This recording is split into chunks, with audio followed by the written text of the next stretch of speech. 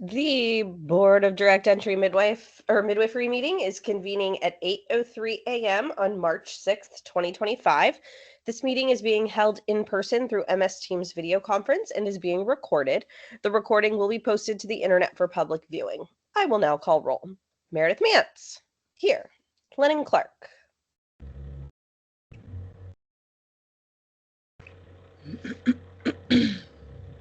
Rebecca Fisher. Here. Meredith Klein. Here. Christy Morales. Here. Lynette Pettibone. Here. Misha Ronick. Here. Members, when you wish to speak, please state your last name for the record. Board members are asked to not use the chat feature during meetings. The Health Licensing Office asks that individuals attending through MS Teams keep their phones muted and cameras off during the entire meeting or until they are given the opportunity to comment during the public and interested parties feedback period if indicated on the agenda. Public comment is limited to matters listed on the meeting agenda or topics relevant to what the board has statutory authority to regulate. Public members wishing to speak, please sign in on the roster sheet available in the room or email Josh Page at josh.page@oha.oregon.gov and provide your first and last name. Everyone is asked to use appropriate language, manners, and protocols when conducting board business. Lennon just joined as well. Chair. Great.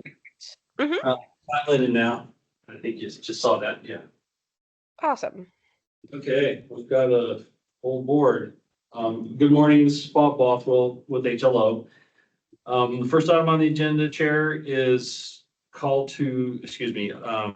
of the agenda, but I think we will need to amend the agenda. Okay. And we're gonna remove number 5. And if that is incorrect, Sammy or Heather, can you let me know, please? That's correct. So I assume that's 5 and 6 that'll go away. Correct. Great. Do we need to make a motion to remove 5 and 6? And I believe we can remove 10 and 12 as well. Okay. If somebody would like to make a motion to remove 5, 6, 10, 12, and then approve the agenda, I think we can squish them all into one.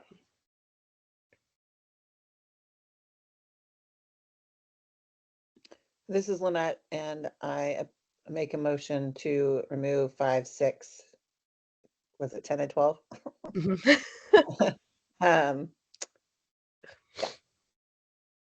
Awesome. And approve it or just remove? Oh, yes, and approve. That'd be great. Does anyone have a second? This is Lennon, and I second. Awesome. I will now call for a vote. All right. Meredith Mance. Aye. Lennon Clark. Aye. Rebecca Fisher. Aye. Meredith Klein. Aye. Christy Morales. Aye. Lynette Pettibone. Aye. Misha Rock. Aye. All right. The motion passes. Our agenda is approved. Sans 5, 6, 10, and 12. Okay. Which leads us to number 3, which are the reports. Good morning. Again, this is Bob Bothwell. I am going to give you the director's report, which starts on slide 10 if you're following along. Chair, do you want me to go through the entire board membership? We just went through it very recently. I don't think so, unless anyone else feels strongly about going through it. I do remember we just went through these fun things, so. Okay. Unless there are major changes or things we should know about.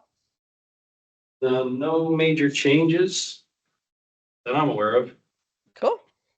Then I can move on to slide 14.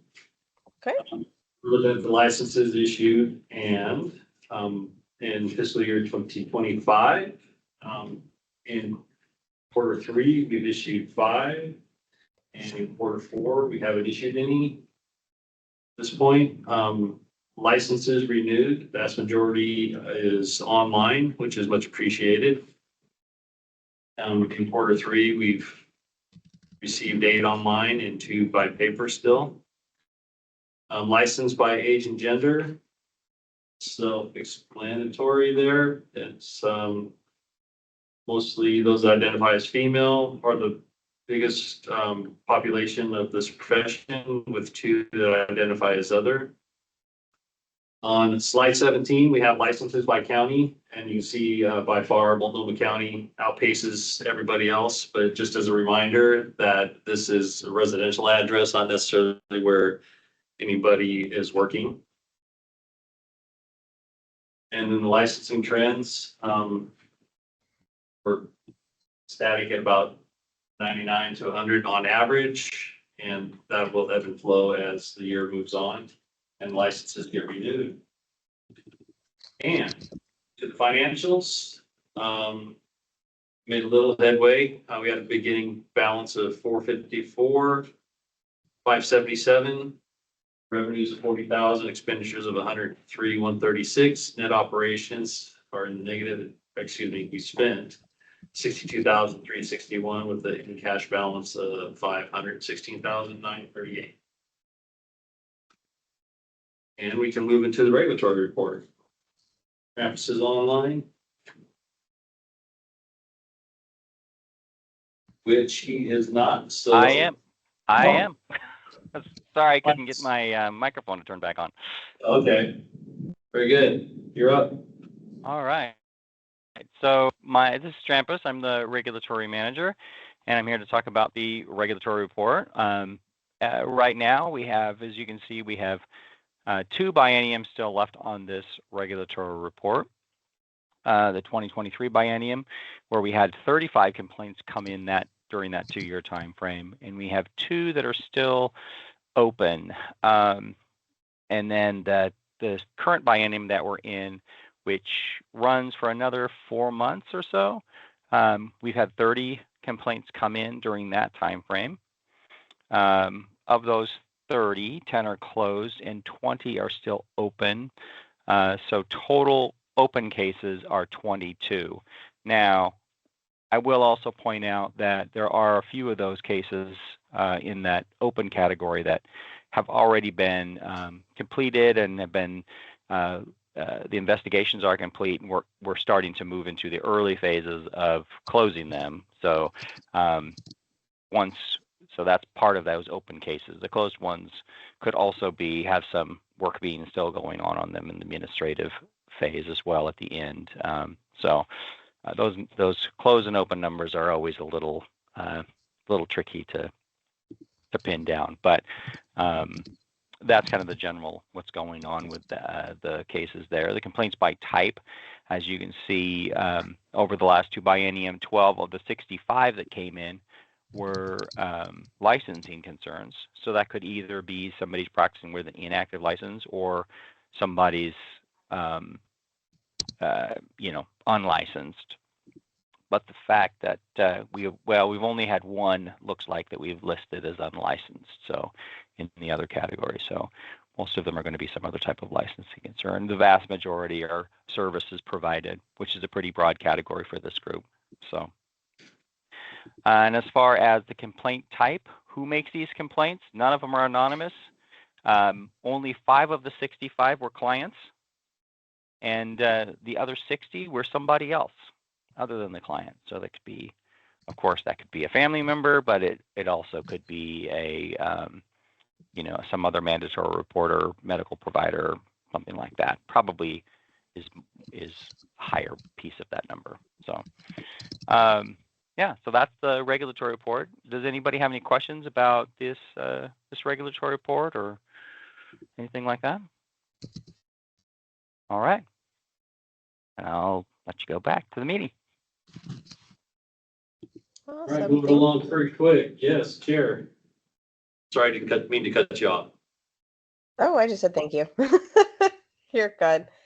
All right, then I think it's our LD&D report from Sammy. Good morning, everyone. So I talked to Meredith earlier this week, and I haven't got started on recruiting RAC members yet. So we are going to not hold the April 3rd RAC, but we'll have the first one will be April 23rd. Just so I can get a good, I want to give people time to apply, and I'll probably have to do a second outreach because people don't always apply the first time. But I'm actually getting that done today and tomorrow, so you should be seeing it in your email by next week. And I just have a couple other little things. So any questions about that?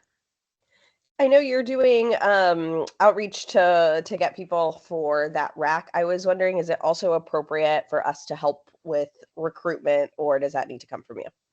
No, yeah. I mean, if you have people that you think would be interested, have them email me or Josh, and I'll in the email that you get, it'll be like hey, apply, and there'll be a link on how they can apply so you can forward it on. Great. But yeah, the more the merrier. For the board, I think adding it to the OMC membership Yeah, roundup I was is actually a gonna good idea. contact the president and see if maybe they could Yeah, post it on the their easiest website. way to do it would be to email it to their communications coordinator, since she emails out those types of announcements. Her name is Lauren Hake, H-A-K-E. H-E-K-E. H-A-K-E, like rake with an H. Oh, okay. Okay, I will reach out to her and have her forward that on and maybe put it on their website or something, at least a link or Awesome. I can something. send you her email as well, like her OMC Okay. email, if that would be easier. Yeah, perfect. I think that might at least get us a good amount of people around the state. to Yeah, see it. and I've already talked to somebody from OMC contacted me about it right when we were Mhm. first starting, and Yeah, so I have friends, her name so saved, but I can't remember who it was. might be Andrea. Yeah, Keating. Mhm. Yeah, I think that's who it was. Great. She's very interested. So I usually don't have problems getting too many midwives to do it. So, and I think it's going to go pretty quickly. So we'll just wait and see. I could be completely wrong and it'll take 5 meetings, but you never know. You never know. And Christine, like this comes to mind for Christine Morales, that if there's anyone in your world like that isn't Yeah. in midwifery world, it would be awesome Oh. to have people that might have like really good hands-on skills that are interested Okay. in serving on this. It sounds like it's not a crazy time commitment. And I have some contacts at Public Health that maybe they can send us down a subject matter expert. I'll have to reach out and see if they can do that. Yeah. We have a plan. I'm just not quite ready. So, but it will be done by April 23rd. We'll be ready. Great. Thank you. The so next much. report is legislation, and it's nothing. I mean, there's so much stuff out there about birth and all that stuff. And so there's too much to even put on here.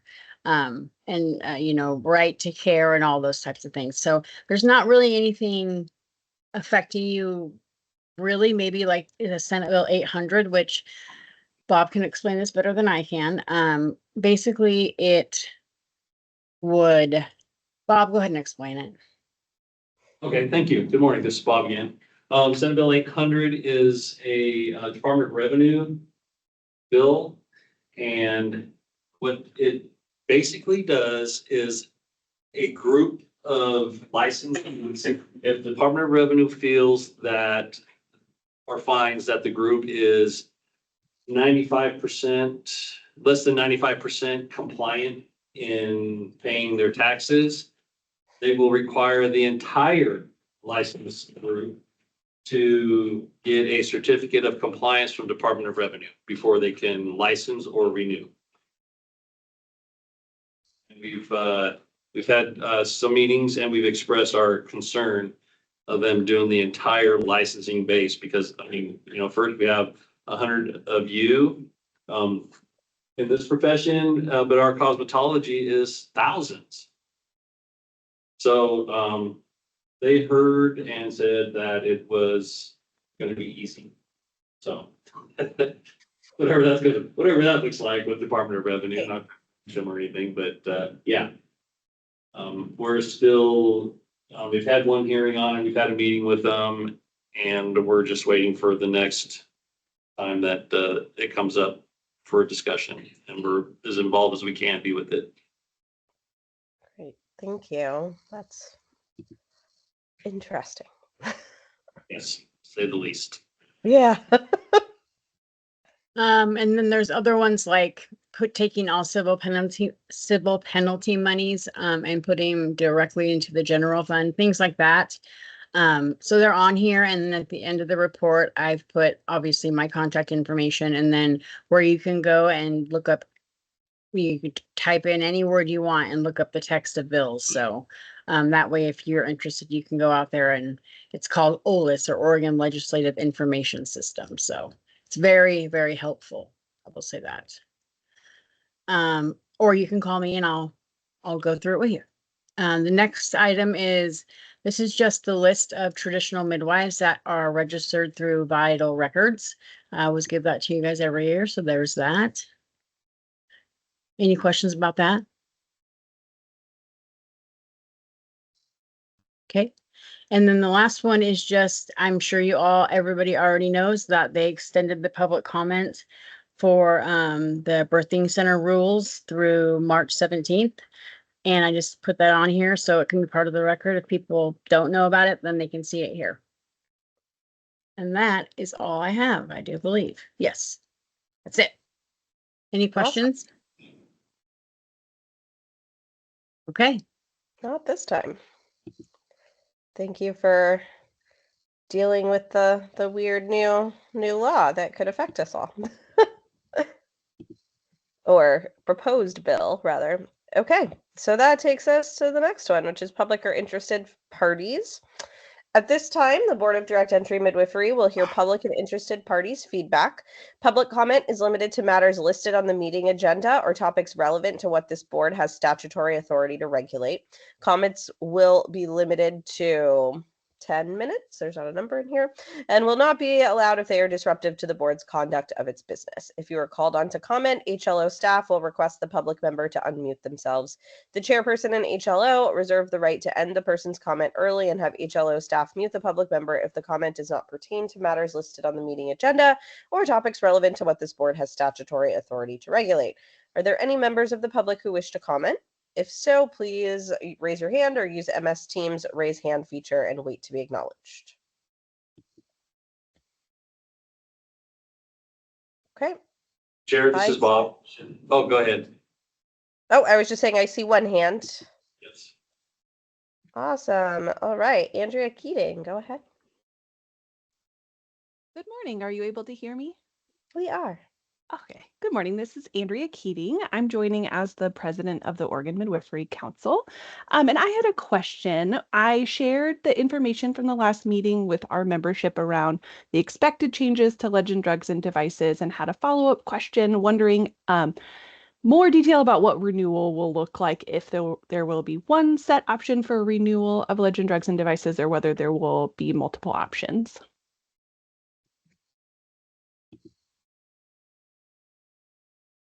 And sorry, that was just for the renewal. Is the question just about Just for renewal? Yeah, So it seems like I don't we've believe gotten the renewal process is changing. I think that this process is for initial LD&C. And so right now, the way that we had changed it a couple of years back was that you can do like any classes, qualifying CEUs for any of those topics for renewal. And I don't think we have plans to change that. Thank you. Great. Yes. And when I shared that information with our membership, I let them know that you would be recruiting for Iraq. So people know that that's coming. So hopefully that will mean that you'll get some great responses when that next email goes out. So thank you so much. I can also send an email out to Lauren, but Andrea, if you're able to also let her know to maybe keep sharing the public comment on birth center rules as well with clients, I think that would be great since there's only about 10 days left. Great. Yeah. Thank you. Mm-hmm. Awesome. Anyone else? Okay. Oh, we do have one more public comment right here. Sorry. Okay, friend. Okay. All right. Let's move on to executive session. Oh, wait, no, we're not doing that. Hold on. Sorry. Digging back through back to our agenda.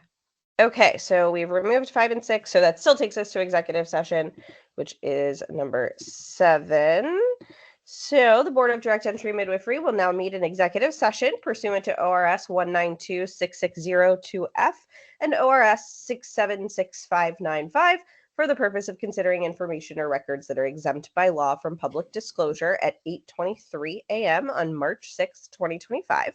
Representatives of the news media shall be allowed to attend the executive session. Audience members attending through MS Teams will now be moved into a separate breakout room, and audience members attending in person are asked to leave the room both for the duration of the executive session. Those authorized to attend executive session, please continue to keep your phone muted and camera off. Are there any representatives of the news media on MS Teams? Recognizing there is no news media in attendance, the public will be moved into a separate breakout room for the duration of executive session. We will return to open session before taking any final action or making any final decisions. It is estimated that the board will return to public session at, do we have an estimate?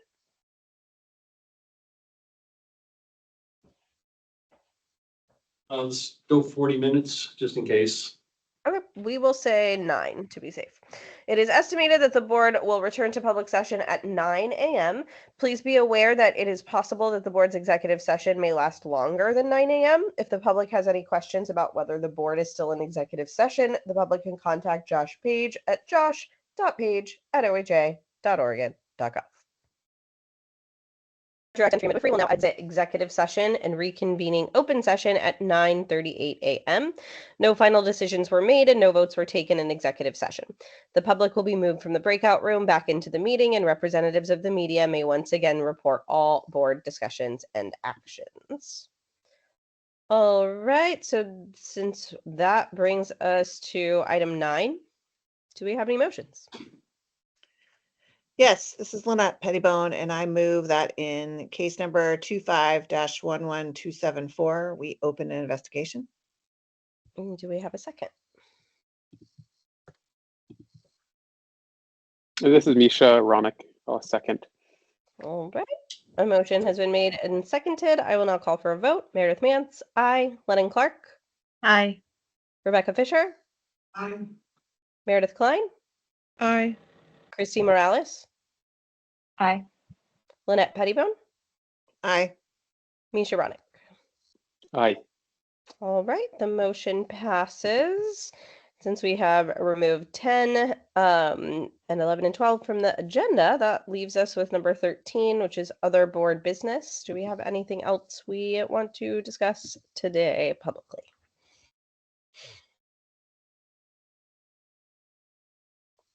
It sounds like we've got a lot of things in the works, so like LD&D and all of that. So I think we covered all that. All right, not hearing anything, then I believe we have reached the end of our agenda. All right, so the Board of Direct Entry Midwifery meeting is adjourned at 9:40 a.m. Thank you, everybody. Thank you. See you guys next See month. everybody.